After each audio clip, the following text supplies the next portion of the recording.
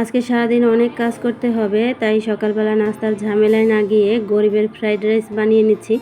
আসলে এটা হচ্ছে আগের দিনের কিছু ভাত থেকে গিয়েছিল, সেটাকেই আমি ডিম দিয়ে ভেজে সকালের নাস্তার জন্য রেডি করছি। আসসালামু আলাইকুম, কেমন আছেন সবাই? আশা করি সবাই ভালো আছেন। সুমি সংসারের আরও একটি নতুন ভিডিও দেখার জন্য আপনাদের সবাইকে আমন্ত্রণ জানাচ্ছি। আশা করছি আমার আজকের ভিডিওটি আপনাদের কাছে ভালো লাগবে।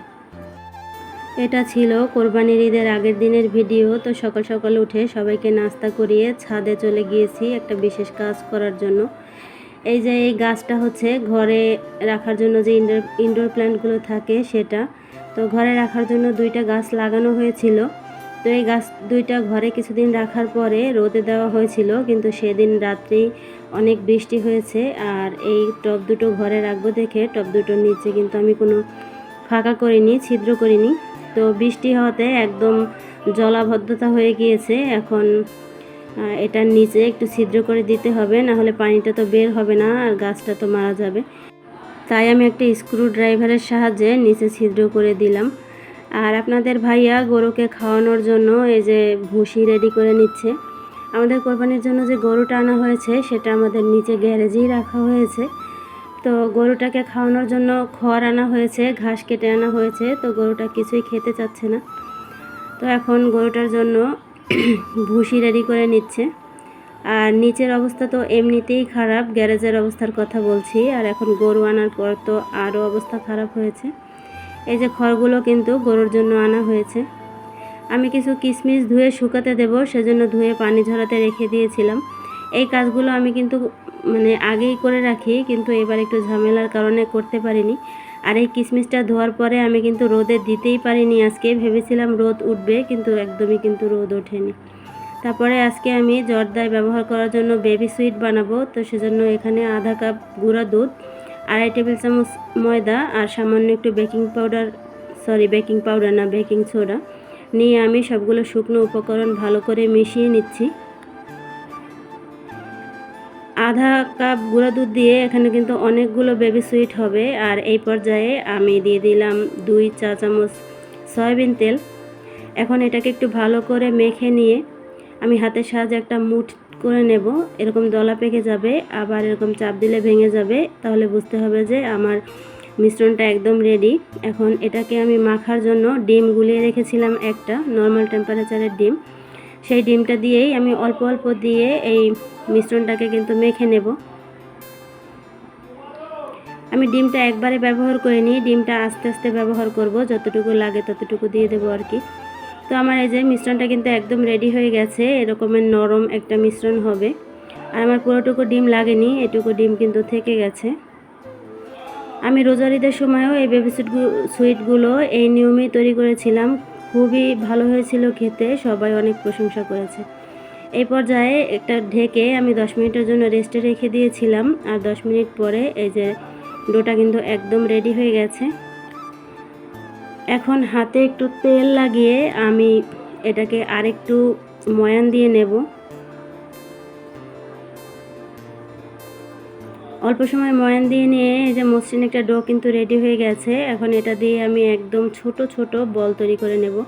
অবশ্যই আমরা যেই সাইজের মিষ্টি বানাতে চাই তার থেকে একদম কিন্তু ছোট ছোট বানাতে হবে, না হলে কিন্তু পরে মিষ্টি রেডি হওয়ার পরে বড় হয়ে যাবে। যেই ভুলটা আমি করেছিলাম, আমার মিষ্টিটা আরও অনেক ছোট বানানো দরকার ছিল, তাহলে পরিমাণে অনেক বেশি হতো, কিন্তু আমি একটু বড় বড় বানিয়ে ফেলেছিলাম। এই যে সবগুলো মিষ্টি কিন্তু বানিয়ে নেওয়া হয়ে গেছে। আর এই কাজটা আমার মেয়েকে দিয়ে করিয়েছি, কারণ এত সময় নিয়ে এই মিষ্টি বানানোর সময় আমার হাতে নেই। ভিডিওর এই পর্যায়ে আমার আপুদের কাছে সেই পুরনো আবদারটা করে নিচ্ছি। এখন পর্যন্ত কোনো আপুরা যদি আমার ভিডিও দেখে থাকেন কিন্তু একটা লাইক দিতে ভুলে গিয়ে থাকেন, তারা মনে করে একটা লাইক দিয়ে দিতে পারেন। আপনার একটা ছোট্ট লাইক আমাকে আমার গন্তব্যে পৌঁছাতে অনেক সাহায্য করবে। আমি লো মিডিয়াম হিটে মিষ্টিগুলোকে ভেজে নিচ্ছি। আর কিছুক্ষণ ভাজার পরে কয়েকটা মিষ্টি তুলে নিয়েছি, যাতে 2-3 কালারের মিষ্টি হয় সেজন্য। তো এই রেসিপি ফলো করে মিষ্টি বানালে কিন্তু খুব ভালো একটা রেজাল্ট পাওয়া যায়। আমিও যদিও একটা ইউটিউবে একটা আপুর ভিডিও দেখেই বানিয়েছি, কিন্তু 100% রেজাল্ট পেয়েছি এবং আমি অনেক খুশি মিষ্টিগুলো বানিয়ে। এখানে আমি 2.5 কাপ দিয়েছি পানি আর 1.5 কাপ চিনি দিয়ে মিষ্টিগুলোকে আমি 20 মিনিট জাল দিয়ে মিষ্টিগুলোকে একদম রেডি করে নিয়েছি। আর মিষ্টিগুলো যখন হয়ে যায় না, তখন কোনো চেক করা লাগে না, মিষ্টিগুলো দেখেই কিন্তু বোঝা যায়, একটা চকচকে ভাব চলে আসে, সেটা দেখেই কিন্তু বোঝা যায় যে মিষ্টিগুলো হয়ে গেছে। আমার মিষ্টিগুলো বানানো একদম কমপ্লিট। এখন আমি একটা বাটিতে ঢেলে নিচ্ছি, আর এই মিষ্টিগুলোকে আমি একদম ঠান্ডা না হয়ে যাওয়া পর্যন্ত এই শিরার মধ্যেই চুবিয়ে রাখবো। আর আমি জর্দা রান্না করার প্রিপারেশনটা নিয়ে নেব। তো আমি জর্দার চালটাকে আগেই সেদ্ধ করে ফ্যানের বাতাসে দিয়ে রেখেছিলাম যাতে ঠান্ডা হয়ে যায়। আর এদিকে জর্দা রান্না করার জন্য সমস্ত উপকরণ আমি দিয়ে দিয়েছি। আর পাশের চুলাতে আমি কিন্তু ফিরনি রান্না করার জন্য পোলার চালটাকেও বসিয়ে দিয়েছি। একা হাতে করব, তাই একটা একটা করেই রেডি করছি। আমার জর্দা রান্না করা হয়ে যাওয়ার পরে আমি কিন্তু ফিরনিটা রেডি করছি। জর্দা রান্না করা একদম কমপ্লিট, শুধু বেড়ে বেবি সুইটগুলো দিয়ে দিলেই হয়ে যাবে। তো আমি ছোট ছোট বাটিতে বেড়ে রাখছি, যাতে একটা বাটি বের করলে খাওয়া হলে আর একটা বাটি বের করতে পারি। এখানে আমি 2.5 পট চাউলের জর্দা রান্না করেছি, তো সেটা আমি 3টা বাটির মধ্যে বেড়ে নিচ্ছি। এভাবে করলে আমার কাছে সুবিধা হয়, ফ্রিজে রাখতেও সুবিধা হয়, পরিবেশন করতেও সুবিধা হয়। তো এখন জর্দার উপরে আমি কাঠবাদাম কুচি, তারপরে কিশমিশ, তারপরে বেবি সুইট দিয়ে আমি জর্দাগুলোকে ডেকোরেশন করে নিচ্ছি। আর ফিরনির উপরেও আমি কাঠবাদাম, চীনাবাদাম, তারপরে কিশমিশ দিয়ে সুন্দরভাবে কিন্তু সাজিয়ে নিয়েছি। খেতে মাশাল্লাহ ভালো হয়েছে, দেখতে কিন্তু তার চেয়েও অনেক সুন্দর হয়েছে। কথায় বলে না, আগে দর্শনদারি পরে গুণবিচারি। দেখতে তো খুবই সুন্দর হয়েছে, খেতে নিশ্চয়ই মাশাল্লাহ অনেক ভালো হবে।